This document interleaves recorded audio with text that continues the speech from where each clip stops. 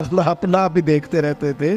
घर से आईना देखना बुरी बात नहीं, लेकिन सिर्फ अपना आप ही देखते रहना और हर वक्त देखते रहना, खुदा मुझे ऐसी खुदाई ना दे कि अपने सिवा कुछ दिखाई ना दे। ये भी कोई इतना ठीक मसला नहीं। आप गौर फरमाए, क्या अर्ज करना चाहता हूं आपकी खिदमत में मेरे अजीज। एक तो अगर मैं बड़ी समझदारी से और बड़े गौर से और बड़ी तवज्जो से आपको ये बात समझाना चाहता हूं कि अगर हुजूर से प्यार करोगे ना, तो ये जितनी दौलतों की और शोहरतों की मोहब्बत दिल में आती है, ये खुद ब खुद निकल जाएगी, खुद ब खुद निकल जाएगी, आसानी हो जाएगी, जीना आसान हो जाए।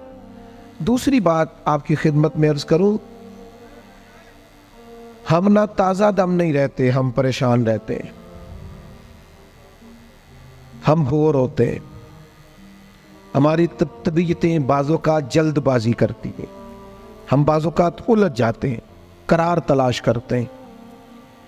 उस करार को तलाश करने के लिए फिर बाज़ लोग उल्टी सीधी मूवीज़ देखते हैं।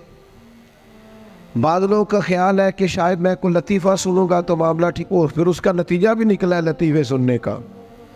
अब लतीफ़े सुनाना भी इतना बड़ा काम हो गया है कि मौलवी है पगड़ी दाढ़ी वाला, लेकिन उसके नाम के नीचे लिखा फ़नी मौलवी। खुदा के बंदे, ये संजीदा स्टेज है, दीनदार लोगों का करने का काम है, आप क्या कर रहे हैं? मौलवी भी फनी होता है, 6 मानादार है कि हमारा मिजाज था हर चीज शुगल मेला, हर चीज हंसना उलझना। मेरे अजीज, हम चूंकि सुकून चाहते थे, कुछ ने इधर उधर की मूवी देख ली, कुछ ने हंस लिया, कुछ सैर को चले गए, कुछ का ख्याल था खाने खा लेंगे तो सुकून आ जाएगा। याद रखना, इन चीज़ों में सुकून नहीं है, इनमें तो आप उलझते जाएंगे। मजीद तो सुकून कहाँ है, करार कहाँ है? आप कभी सहाबा की जिंदगियां देखें ना, हालात जिस तरह के भी थे ना, उनको जो सुकून मिलता था वो रुखे मुस्तफ़ा से मिलता था। उनकी तबीयत पूरी लग गई थी कि हुजूर अलैहिस्सलाम की जो यादें हैं वो दिल को ताज़ा करती। उनका ख्याल था कि बाहर अगर किसी चीज़ का नाम है तो वो जिक्र मुस्तफ़ा है, याद मुस्तफ़ा है और दीदार मुस्तफ़ा है। आला हजरत मुफ्ती हैं, फतवा देते हैं। आला हजरत मुफस्सिर कुरान है, कंजुल ईमान बजाते खुद एक तफसीर है, तर्जुमा ही तफसीरी है। आला हजरत मुहद्दिस हैं, वो जब अहादीस मुबारका का हवाला देते हैं तो यूँ लगता है कि जैसे बड़ी गहरी नज़र है इनकी, रावियाने हदीस पर भी, उसूल पर भी, और हाफजा भी मजबूत है हिफ्ज़े हदीस के लिहाज। सारी चीज़ें उनके पास थी, लेकिन वो पता क्या कहते थे? कहते थे ये जो मेरा दिल चमकदार है ना, और ये जो मेरी तबीयत हल्की फुल्की है, उसकी वजह ये है कि उनकी महक ने दिल के गुंचे खिला दिए। ये मैं नहीं आपको तकरीर सुना रहा, मैं तो जज्बात का इजहार कर रहा हूं। उनकी महक ने दिल के गुंचे खिला दिए हैं। तो क्यों गुंचे खिला दिए? कहते मेरे नबी का कमाल ये है कि वो जिस राह चल दिए हैं कूचे बसा दिए। वो जिस राह भी चल दिए हैं कूचे, हुजूर पर थोड़ा गुजर जाए तो काम हो जाता है। करार, सुकून, सारे दुख मिट जाएंगे अगर दिल हुजूर से लगा लोगे। अगर मुहब्बतों का मरकज रसूल पाक को बना लोगे। आप देखें ओहद के मैदान के अंदर काफिर ने एक बड़ी अजीब साजिश की मुसलमानों को परेशान करने के लिए। और तक भाई आप लोगों की वजह से अगर इतने लोग तकलीफ में हैं तो आपको समझ जल्दी से बैठ जाए जी, जल्दी से जी, फैसला करने में इतनी देर, अल्लाह आपको सलामत रखे, बैठ जाए जी। अब आप खड़े हैं जनाब, आप भी बैठ जाए, अल्लाह आपको बरकत अता फरमाए। अच्छा, एक बंदा महफिल में खड़ा हो जाता है मोबाइल लेके, अल्लाह उन्हें समझना चाहिए कि बाकी सारे कुल भी है मोबाइल। खुदा के बंदे, आपकी वजह से इतने लोग पीछे अगर परेशान है तो आपको समझना चाहिए उस चीज़ को। अल्लाह ताला आप सबको हंसता और मुस्कुराता रखे। नबी पाक की ज़ात से जब आपकी कामिल वाबस्तगी हो जाएगी ना, तो हुजूर की ज़ाते वाला का प्यार, और प्यार लारों वाला नहीं होना चाहिए, खाली जल से महफिल में और माए का हाथ में आया तो इश्क का दावा तगड़ा, खाली इस तरह नहीं। तन्हाई में भी तो रोए हुजूर की बारगाह। एक महफिल में मैं एक दफ़ा हाजिर था तो एक नात का बच्चा मेरे पास आया, कहने लगा जी मेरी सिफारिश कर दो, मैं भी हजूर दी बारगाह च हाज़री लवानी है। मैं क्या पुत्र तू घर जाके पढ़ लै, उत्थे भी हाज़री लग जाएगी कि 4000 बंदा चाहिए हाज़री लवाने लई। हुजूर की बारगाह में तो जहाँ बैठ के भी पढ़े हाज़री लग जाती है। इसके लिए क्या साज समर के मजलिस ही फ़कत हो तो हाज़री लगती है? ये भी आला हाज़री है, पर वो तो वल्लाह वो सुन लेंगे और फरियाद को पहुँचेंगे हम। बस इतना तो हो, कोई फरियाद करे दिल से, तू बात तो दिल से कर।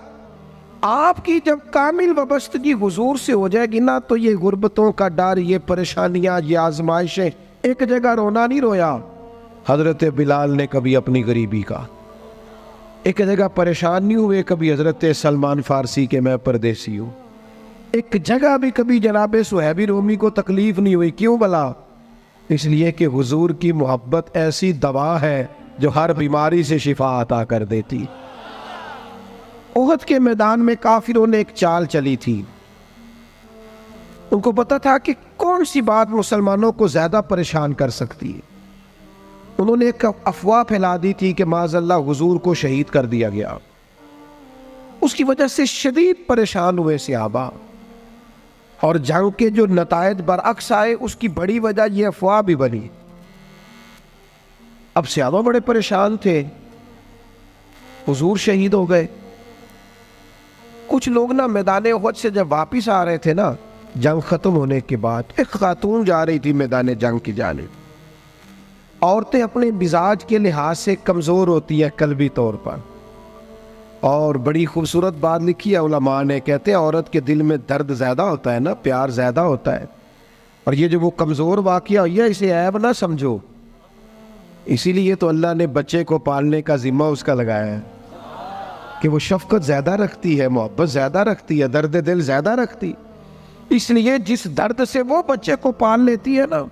मेरा बेटा एक दिन घर में कुछ पका हुआ था, उसकी अम्मा कहने लगी खाना खाओ, कहता है मैं नहीं खाना। ओदी अम्मा कहती मैं बड़ा जोर लाया, बड़ी मेहनत की थी, बड़ी गर्मी च पकाया, अज तो यही खाना पैना है। कहने लगा मैं नहीं खाना, मैं आराम से खाना खा रहा हूँ। अब वो माँ बेटा बहस कर रहे हैं। थोड़ी देर गुजर गई तो मैनू कहती तुसी क्यों नहीं बोलते? मैं क्या मैनू पता है किन्ने जितना है, थोड़ी देर बाद खलो जाओ, मैनू पता है किन्ने जितना है। वो बच्चा उठ के अंदर चला गया, कहने लगा मैं नहीं खाता, तुसी खाओ। वो फिर 5 मिनट लगे तो वो पकाना शुरू करता जो बच्चा कह रहे हैं। तो मैं क्या मैंने तो पता है ना नतीजा की है, तो इस बहस में जाने की ज़रूरत है। इसलिए कि माँ औलाद के सामने हमेशा ही हार जाती है। वो औलाद के सामने जीत सकती, वो नहीं जीत सकती ना। शफकत ऐसी है। औरतें मिजाज के लिहाज से अल्लाह ताला ने नरमी दी होती, इसको ऐब ना जाना जाए, ये अल्लाह ताला ने उन्हें वदियत की है चीज़। तो खातून जा रही है मैदान उहद की जानिब, वहाँ से सहाबा आ रहे। तो खातून पूछती है सहाबा से हुजूर का क्या हाल है? तो एक सहाबी अपने लहजे में गोया कहने लगे खबर मुश्किल है, पर तुझे सुनानी भी ज़रूरी है। इस जंग में तेरे भाई का इंतकाल हो गया है। बहन के लिए इससे बड़ी भी कोई खबर होगी कि भाई का इंतकाल हो गया?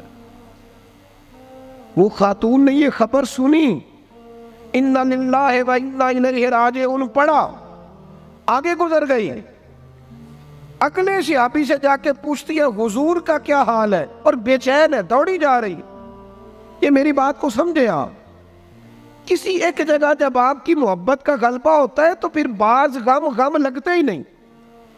आपकी कैफियत ही और होती है जिंदगी गुजारने में। आगे बढ़ी, एक और सहाबी मिले, उनसे पूछती है हुजूर का क्या हाल है? तो कहने लगे मेरे पास तेरे लिए एक बड़ी सख्त खबर है, तेरे शौहर का इंतकाल हो गया। उसने थोड़ी देर के लिए खामोशी इख्तियार की, अल्लाह की रज़ा पे राज़ी रहने के कलिमात अदा की और आगे बढ़ी। एक और शख्स से सवाल, ये ज़रा सोचते जाना, ये खबरें अगर अचानक मिले, भाई चला गया है, बाप चला गया है, इसको सोचना, अपने ऊपर तारी करना, खुदा ना करे ऐसा हो। पर जब खबर मिले तो कैफियत क्या होती है। वो खातून आगे बढ़ी तो एक शख्स और मिला, पूछती है ज़रा बताओ ना हुजूर का क्या हाल है? तो कहने लगे मेरे पास तेरे लिए खबर है कि तेरे वालिद भी इस जंग में शहीद हो गए। बेटियों का तो मेका ही बाप से होता है, माँ से होता है। वालिद चले गए, थोड़ी देर के लिए गर्दन झुकी, कलिमात अदा की, और फिर पूछती है सियाबी से, वालिद चले गए, भाई चले गए, शौहर चले गए, मुझे बताओ कि मेरे नबी पाक का क्या हाल है। तो सियाबी कहने लगे, अल्हम्दुलिल्लाह मैं ज़ियारत करके आया हूँ, रसूल पाक बिल्कुल ठीक है।